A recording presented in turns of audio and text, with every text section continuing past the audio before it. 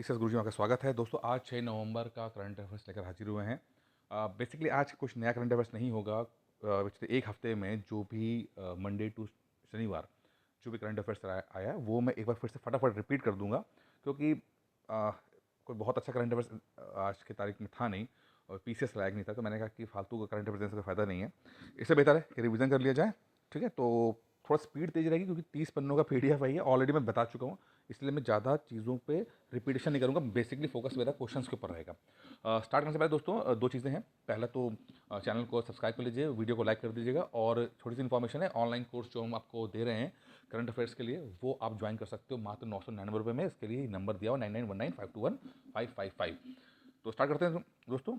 एक पेंगेसियस इकैरिया नाम की एक स्पीसीज मिली है जो कि कावेरी नदी के पास मिली है। वो क्या चीज़ है? तो इसका आंसर है बी, कैटफिश। अब मैंने यहाँ पर अब ये फोटो बना के रखी थी कि इसके आपको पेग्नेशियस अकैरिया जो है एक कैटफिश है, वो आपको कावेरी नदी के पास नई स्पीशीज मिली है। मैंने जब जोड़ा था तो मैंने आपको एक कहा था कि फॉल्स फिशेस के ऊपर बहुत सारे सवाल बनते हैं। ठीक है, तो फॉल्स फिश जो है, मेरे को ऑप्शन भी दिए थे कि एक कटल फिश है जो कि एक मोलास्का है, फिश नहीं है। एग्जाम में पूछा जाता है जीएस में। तो फॉल्स फिश कौन सी है, ट्रू फिश कौन सी है? ट्रू फिश में वो होता है कि वर्टिब्रेट्स होते हैं, यानी कि उनकी पेड़ की हड्डी होती है, लेकिन फॉल्स फिश में रीढ़ की हड्डी नहीं होती है। तो कटल फिश जो है मोलास्का है, डेविल फिश जो है मोबी मोलास्का है, तारा फिश एंड स्टार फिश जो है वो एक्रोडेमेटा है, हैग फिश जो है वो अलग जॉलेस फिश मानी जाती है, जेली फिश एक सिलोन है, कैकरे फिश जो है वो एंथ्रोपोडा है। ये सब आप क्लासिफिकेशन ऑफ जो जितने भी जीव होते हैं इनके क्लासिफिकेशन में ये टॉपिक है, साइंस में आता है। पढ़ लीजिएगा, ढंग से पढ़ लीजिएगा। मैंने बस आपको ट्रू फिश और फॉल्स फिश के बारे में जानकारी दी है। और एक सबसे इंपॉर्टेंट रजत फिश यानी कि सिल्वर फिश जो कि एक एंथ्रोपोडा है। As per the recent UNICEF report, what percent of child marriages can fall down if higher education is provided to girl? अगर यूनिसेफ की रिपोर्ट आई थी कि अगर चाइल्ड मैरिज रोकना है, तो अगर हायर एजुकेशन दी जाएंगी तो कितने प्रतिशत जो है वो चाइल्ड मैरिज हो जाएगी? तो उनकी रिपोर्ट के हिसाब से 80% तक की जो चाइल्ड मैरिज हैं वो रोकी जा सकती हैं। और चाइल्ड मैरिज के ऊपर काफ़ी सवाल बन सकता है। जैसे मैंने पहले भी कहा था कि चाइल्ड मैरिज अमेंडमेंट एक्ट असल में 2006 में था, उसको अमेंड करके 2021 में कर दिया गया चाइल्ड मैरिज अमेंडमेंट एक्ट 2021 वाला, जिसमें एज बढ़ा दी गई है। अब लड़कियों की एज भी शादी की 21 साल है, तो पुरुष और महिला दोनों की 21 साल की एज है शादी के लिए। ठीक है। Which businessman topped the IIFL Wealth Huron India 40 and under self made rich list 2022? तो इसमें निखिल कामत जो कि हैं आपके जीरोधा के मालिक, उनको ये लिस्ट में टॉप किया है। जो सेल्फ मेड बिलियनियर्स वगैरह में निखिल कामत जो है जीरोधा के मालिक, उनको रखा गया है। What is an first indigenous developed light combat helicopter, LCH, यानी लाइट हल्का जो कॉम्बैट बनाया है, जो कि HCL ने बनाया है। ठीक है, वो उसका नाम क्या रखा है? तो उसका नाम रखा है प्रचंड, बी प्रचंड रखा हुआ है। और उसको IAF ने, इंडियन एयरफोर्स ने इसको इंडक्ट कर भी लिया है। मैंने बहुत सारा आपको समझाया था पहले कि कॉम्बैक्ट एयरक्राफ्ट कौन से हैं, अवाक्स कौन से हैं। तो ये आपको थोड़ा सा पढ़ना है कि अगर हम हमारे देश की हम बात करते हैं तो कॉम्बैक्ट एयरक्राफ्ट में रफाल है, सुखोई SU-30 है, HAL का तेजस है, MiG-29 है, मिराज 2000 है। ठीक है। और अवाक्स की बात करते हैं तो अवाक्स वो होता है जो एक रडार सिस्टम होता है, जो हम बेसिकली इसराइल से हमने लिया था, उसका हमने नाम रखा था नेत्रा। ठीक है, तो नेत्रा है अवाक सिस्टम है, आप यहाँ देख सकते हैं, जो बहुत एग्जाम में आता भी है। फिर कुछ हेलीकॉप्टर जो हमारे देश में, जैसे कि HAL का प्रचंड है, अपाचे है, अपाचे जो, और चिनूक जो हमें अमेरिका से लिया है, रुद्रा इंडिया ने बनाया है, MI जो 24 है वो रशिया से हमने लिया हुआ है, ध्रुव भी है जो इंडिया ने अपना बनाया हुआ है। ठीक है, चेतक चीता तो पुराने हेलीकॉप्टर रहे हुए हैं। फिर एक इसी से जुड़ा हुआ आता था कि ट्रेनर एयरक्राफ्ट भी हैं कुछ, हमें जो जहाज हमें ट्रेन करने के लिए रखे हैं। तो उसके अंदर आपका HTT-440 बहुत इंपॉर्टेंट है, ये भी HAL बना रहा है। तो HAL काफ़ी कुछ बना रहा है। तो HAL ने HTT-40 बनाया जो कि ट्रेनर एयरक्राफ्ट है। आपसे पूछ सकता है कि ये भैया ये हेलीकॉप्टर है कि ट्रेनर एयरक्राफ्ट है कि ये क्या चीज़ है? इस तरह के सवाल आपको बन जाते हैं इसके अंदर। ठीक है। फिर एक जो सबसे इंपॉर्टेंट है UAV, यानी कि अनमैन्ड एरियल व्हीकल, यानी कि हिंदी भाषा में ड्रोन। तो ड्रोन जो है वो दो तरह के ड्रोन हिंदुस्तान में इस समय, एक है इसराइल के द्वारा बनाया गया ड्रोन जो कि सर्विलेंस ड्रोन है, जिसको हम कहते हैं हिरोन सीरीज़ का, HERO हिरोन सीरीज़ का है। और एक और है सर्चर है, लेकिन जो इंपॉर्टेंट है वो है इंडिया का बनाया हुआ जो ड्रोन, वो है लक्ष्य, जो कि एक टारगेट ड्रोन है, यानी कि अपने आप जाके वो टारगेट पे हिट कर देगा और ब्लास्ट कर देगा। तो उसको लक्ष्य बोलते हैं। तो लक्ष्य हो गया, प्रचंड हो गया, ठीक है, HTT-440 हो गया। ये सब इंपॉर्टेंट है, तो थोड़ा ध्यान रखिएगा कि चीज़ें एग्जाम में सवाल पूछ जाती है। फिर 2 नवंबर के कुछ सवाल आए थे, इसमें एक मोरबी ब्रिज के बारे में पूछा गया था। मोरबी ब्रिज जो है ऑन माचू रिवर, जो है वो किस स्टेट में है। तो गुजरात में जो अभी हादसा हुआ जिसमें 150 लोग मारे गए, तो वो एक माचू रिवर की नदी के ऊपर एक मोरबी ब्रिज बनाया गया था, जो कि टूटने से, वो केबल वाला ब्रिज था, टूटने से लगभग 150 लोग मारे गए थे। तो एक सवाल बन जाएगा उसके ऊपर।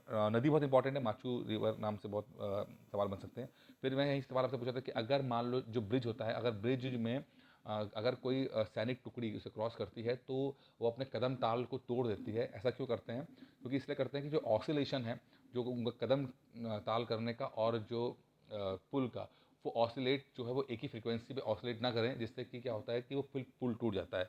और एक बार ये पहले भी 1940 के अंदर ये आपका टेलेकोमा नॉरो ब्रिज में 1940 में हुआ था, जिसके अंदर इस ऑसिलेशन के कारण जो है ब्रिज टूट जाता है। इसलिए जब भी सैनिक टुकड़ी क्रॉस करेगी ब्रिज को, तो वो कदम अपने तोड़ देगी, मतलब फिर अलग अलग तरह चली, जिससे कि ऑसिलेशन क्रिएट ना हो सके।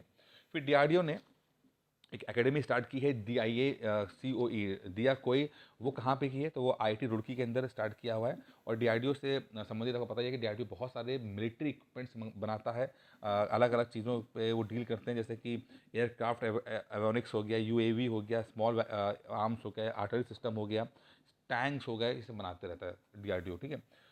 फिर एक विजिलेंस अवेयरनेस वीक 2022 के बारे में बात की जा रही है। तो जो ये किसने स्टार्ट किया है? तो ये पहले तो समझिए कि ये CVC यानी कि सेंट्रल विजिलेंस कमीशन, इसने स्टार्ट किया हुआ है। और पूरा हफ्ता जो है इसको मनाया जाएगा, और उसकी जो थीम रखी गई है वो रखा गया है corruption free India for a developed nation, ठीक है।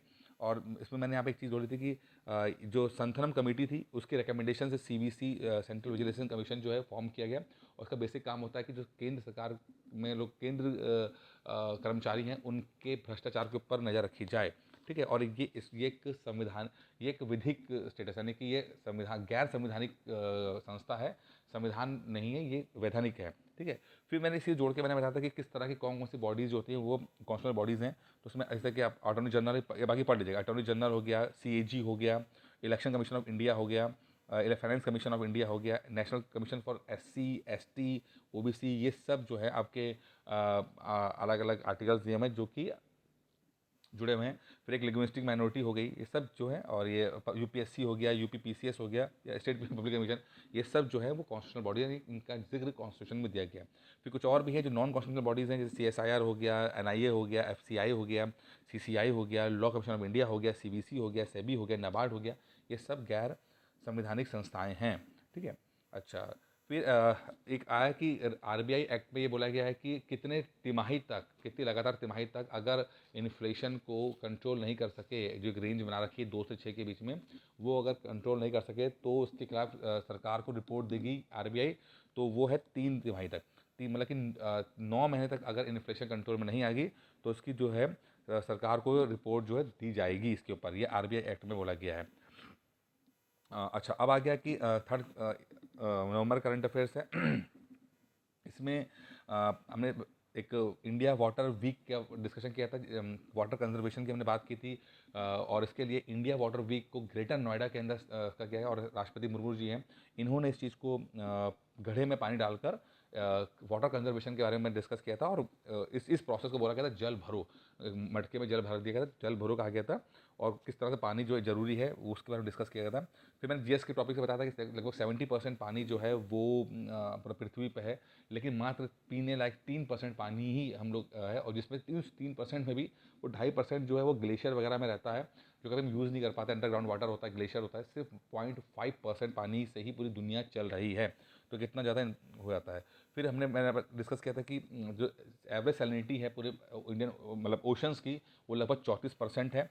फिर सैलिनिटी के बारे में याद है कि सबसे ज़्यादा सैलिनिटी यानी कि लवणता जो है वो वान झील है टर्की की, वहाँ पर है, लगभग 330% है। डेड सी है, ग्रेट लॉक सॉल्ट सी लेक है, इसमें लवणता है। जो सीज लैंड लॉक होते हैं, समुद्र से कनेक्टेड नहीं होते, वहाँ पर लवणता बढ़ जाती है, क्योंकि इवेपोरेशन के प्रोसेस में पानी तो इवेपोरेट कर जाता है, लेकिन नमक जो साथ में लेकर आ रहे होते हैं वो वहीं रह जाता है। फिर बहुत सारा अलग अलग प्रकार के नमक हैं वहाँ पर, जिसमें कि आपका chlorine, sodium, phosphate, sulphate, magnesium, ये सब जो है समुद्र के पानी में मिल जाता है। फिर इवेपोरेशन के प्रोसेस के साथ अगर चीज़ें इवेपोरेशन हो रही हैं सी वाटर का, तो लवणता बढ़ेगी। अगर फ्रीजिंग हो रही है तो लवणता घटेगी, ठीक है। और आपका जो अगर बरसात ज़्यादा होगी तो लवणता घटेगी, ये ध्यान रखिएगा। ये कौन फिर अगर ज़्यादा हाई लवणता वाला पानी जो समुद्र होगा उसके अंदर आदमी तैरता है, डूब नहीं पाता। क्यों? क्योंकि हाई डेंसिटी हो जाती है, नमक के कारण पानी बहुत डेंस हो जाता है, इस कारण से आदमी डूबता नहीं है इसके अंदर। ठीक है। फिर मैंने कहा था कि वाटर, एक सवाल जो आया, वाटर वेपर जो है वो एक अपने आप में ग्रीन हाउस गैस है, इस कारण से गर्मी जो है वातावरण में बनाए रखने में कामयाब होता है। और ग्रीन हाउस गैस क्या करती हैं कि शॉर्ट वेव सूरज से आती हैं, उन वेव्स को तो वो बाईपास कर देते हैं, लेकिन जब ये वेव्स टकरा कर वापस आती हैं तो ये लॉन्ग वेव्स में कन्वर्ट हो जाती हैं, और लॉन्ग वेव्स जो हैं वो वाटर वेपर अपने पार नहीं करने देता, और इस कारण से जो भी गर्मी ये सूरज से आती है वो ट्रैप होकर रह जाती है, जिस कारण से पृथ्वी का टेम्परेचर बढ़ जाता है। ठीक है। फिर हमने एक बात की कि जो सेंटर ने डिसाइड किया कि जो अफगानिस्तान, बांग्लादेश और पाकिस्तान में जो माइनॉरिटीज़ हैं उनको वो सिटीजन एक्ट 1955 के तहत जो है वो नागरिकता देंगे। और इसमें आप देखिए संविधान के अंदर भी भाग 2 और आर्टिकल 5 से 11 के बीच में संविधान के बारे सिटीजनशिप के बारे में बात की गई है, तो वह पढ़ लेंगे। और किसी व्यक्ति को सिटीजनशिप जो है उसकी बर्थ से, डिसेंट से, रजिस्ट्रेशन से, नेचुरलाइजेशन से और इनकॉर्पोरेशन ऑफ टेरिटरी से पा सकते हैं। फिर इंडिया ने लगभग $2.5 मिलियन जो है वो पैलेस्टाइन यानी कि फ़िलिस्तीन के रेफ्यूजी को देने की बात प्रॉमिस की है, और नेपाल चुनाव में कम से कम 200 गाड़ियाँ देने की बात बोली है। वहीं पर साउथ कोरिया और अमेरिका ने विजिलेंट स्टॉर्म नाम की एक मिलिट्री एक्सरसाइज की है, और रेड बुल कंपनी के मैक्स वस्ट टेपन जो हैं वो जो है मैक्सिको ग्रॉप पे उन्होंने जीत ली है। फिर करंट अफेयर्स 4 नवंबर का आता है, जिसमें यह था कि डीआरडीओ ने बैलिस्टिक मिसाइल डिफेंस इंसेप्टर जो है वो उड़ीसा में किया हुआ है। और इसमें क्या बोला है कि फेज़ 2 था, इसके अंदर मतलब अगर कोई दुश्मन देश का मिसाइल हमारे पास आती है तो हम उसको इंटरसेप्ट कर सकें, हमारे पास टकराने से पहले ही उसको भी रास्ते में उसको ध्वस्त कर सकें, तो इसको कहते हैं इंटरसेप्टर कहते हैं। और हमारे देश में इंटरसेप्टर भी अलग अलग तरह के हैं, जैसे कि आकाश इंटरसेप्टर है जो 25 किलोमीटर की रेंज को रोकता है, साथ में एक स्पाइडर है जो रशिया से हमने लिया है, सॉरी इसराइल से लिया है, ये 15 किलोमीटर तक का रोक लेता है। फिर S-400 ट्रिम्फ है जो हमें रशिया से लिया हुआ है, और एक बैराक 8 हमें इसराइल के साथ मिलकर हमने बैराक 8 मिसाइल बनाई है। साथ में बैलिस्टिक मिसाइल डिफेंस जो पढ़ रहे हैं BMD, ये भी चल रहा है। तो 4-5 तरीके से इंटरसेप्टर बनाए हैं, क्योंकि यू नेवर नो दुश्मन क्या चाल चले, और अगर आपके पास एक ही तरह का इंटरसेप्टर होगा तो फिर खतरा बढ़ा रहेगा। फिर एक अरुणाचल प्रदेश में एयरपोर्ट था होलंगी ग्रीनफील्ड एयरपोर्ट, उसका नाम चेंज करके डोनिये पोलो एयरपोर्ट ईटानगर कर दिया गया है। ठीक है। फिर इला भट्ट जो हैं वो उनके देहांत हुआ है उनका, जो कि सेल्फ एम्प्लॉयड वुमेन्स एसोसिएशन यानी कि सेवा समिति की फाउंडर थी, और इनको मैग्सेसे रोमन मैग्सेसे अवार्ड भी 1977 में मिला। ठीक है। काफ़ी बड़ी गांधीवादी थी, महिलाओं के राइट्स के लिए इन्हें बहुत कुछ काम किया हुआ है, तो इनको थोड़ा सा पढ़ लीजिएगा। फिर एक सरकार ने कहा कि सब्सिडी देंगे, लगभग 50,000 करोड़ की सब्सिडी जो है वो P&K फर्टिलाइजर यानी कि फॉस्फेटिक एंड पोटेशिक फर्टिलाइज़र जो है जो रबी खेती में है उस पर जो है लगभग 50,000 की सब्सिडी देने की बात बोली है। सवाल यहाँ पे बनता है कि खरीफ क्रॉप कौन सी होती है, रबी क्रॉप कौन सी होती है। तो खरीफ क्रॉप जो है जो कि थोड़ी बरसात में होती है वो खरीफ बोलते हैं, इसमें पैडी हो गया, मेज़ हो गया, बाजरा ज्वार हो गया। और रबी क्रॉप होती हैं जो सर्दियों में थोड़ा सा ये सर्दियों में पड़ती हैं, वो जो वीट हो गया जो कम गर्मी की जरूरत पड़ती है, जो वीट है, बार्ले है, पीस है, ग्राम, ये की आपका रबी क्रॉप होती है। एक जैद होती है जो कि अमूमन सब्जी टाइप की होती है, जो कि मार्च अप्रैल मई के आसपास उगाई जाती है। कैबिनेट ने अप्रूव किया है कि इथेनॉल जो कि पेट्रोल और डीजल में मिक्सिंग होती है उसको परमिट कर दिया है। अब लगभग 10% इथेनॉल तो रिक्रूटमेंट होकर हो ही रहा है, लेकिन सरकार की कोशिश है कि 2030 तक जो है वो लगभग इंडिया जो है वो 20% इथेनॉल ब्लेंडिंग कर दे, यानी कि इंजन ऐसे बन जाएं जो कि 20% इथेनॉल ब्लेंडिंग करने से अपनी एफिशिएंसी ना खोए। ये टारगेट जो है 2030 तक रखा गया है। फिर 5 नवंबर करंट अफेयर्स दोस्तों जो है उसमें ये है कि कर्नाटक सरकार ने ये डिसाइड किया है कि 10 मिनट का स्कूलों में या कॉलेजेस में 10 मिनट का मेडिटेशन जो है कंपलसरी होगा, जो कि बहुत अच्छा फैसला है। इससे लोगों को फोकस करने में काम हेल्प मिलेगी। फिर मध्य प्रदेश में लाडली लक्ष्मी 2.0 एक स्कीम जो है, जो पुरानी स्कीम है, काफ़ी हिट स्कीम है उनकी मध्य प्रदेश की, इसको मतलब सेकंड फेज स्टार्ट किया गया, 2.0 स्टार्ट किया गया है। ठीक है। ये बहुत ही अच्छी जिसमें फाइनेंशियल असिस्टेंस देने की बात बोली गई है। फिर इंडियन आर्मी ने एक IPR रजिस्टर्ड किया है, इंटेलेक्चुअल प्रॉपर्टी राइट्स IPR, जिसमें उन्होंने नई ड्रेस बनाई है जो कि कैमल फेस है, यानी कि वो पीछे बैकग्राउंड में ढक जाती है, तो उसको रजिस्टर्ड करने की बात बोली है इंडियन आर्मी ने। फिर डेनमार्क और इंडिया ने एक समझौते पर हस्ताक्षर किए हैं, MOU साइन किया है डेनमार्क और इंडिया ने, जिसमें कि वाटर कंजर्वेशन और वाटर रिसोर्स मैनेजमेंट पे ज़्यादा काम करने की बात की गई है। मानगढ़ धाम जो है राजस्थान का, उसको नेशनल मॉन्यूमेंट घोषित कर दिया गया है। ठीक है। फिर इंडियन आर्मी ने टाटा पावर्स के साथ कोलैब किया है, और 17 जो है इलेक्ट्रिकल व्हीकल जो हैं उनके चार्जिंग स्टेशन जो है वो दिल्ली कंट्रोलमेंट में लगाने की बात बोली की है। इंडियन आर्मी ने कोलैब किया है with Tata power to set up 17 EV charging station at Delhi cantonment. अच्छा, फिर आता है कि इंडियन आर्मी का जो है ये national electric mobility mission plan के तहत ये आता है, और इनका जो इनिशिएटिव है गो ग्रीन इनिशिएटिव, ये भी जो है इसके तहत आ जाता है। ठीक है, फिर national electric mobility mission plan जो है सन 2020 का है, और लेकिन ये स्टार्ट 2013 में हो गया था, और उसके बाद ये टारगेट था कि किसी तरह से ज़्यादा गाड़ियाँ जो है इलेक्ट्रिक गाड़ियाँ जो है सड़क पर दौड़ाई जाएँ, और लगभग 30% जो है गाड़ियाँ हैं जो हैं वो उन्हें इलेक्ट्रिक करने की कोशिश की जा रही है। फिर एक पीजीआई सिस्टम बनाया गया था कि परफॉर्मेंस ग्रेडिंग इंडेक्स बनाया गया है, और जिसके तहत जो असेसमेंट किया जा रहा है स्कूलों का सब कुछ होगा, वो मैथमेटिकल एनालिसिस होगा, ऐसे खाली मतलब डेटा बेस्ड होगा, नंबर्स वाइज होगा, जिससे कि असेसमेंट करने में इजी पड़ जाए। इसी बीच में दो चीज़ें हुई हैं। एक तो कुछ स्टेट्स को अपग्रेड करके लेवल 2 में फेज़ 2 में लिया है, जिसमें आपका गुजरात, पंजाब, आंध्र प्रदेश जो हैं वो उसके अंदर आते हैं। ठीक है, बाकी इन्होंने एक रिपोर्ट जारी की है unified district information system for education plus UDISC, जिसमें उन्होंने बोला है कि जो जितना ओवरऑल एनरोलमेंट हो रहा है वो बढ़ रहा है।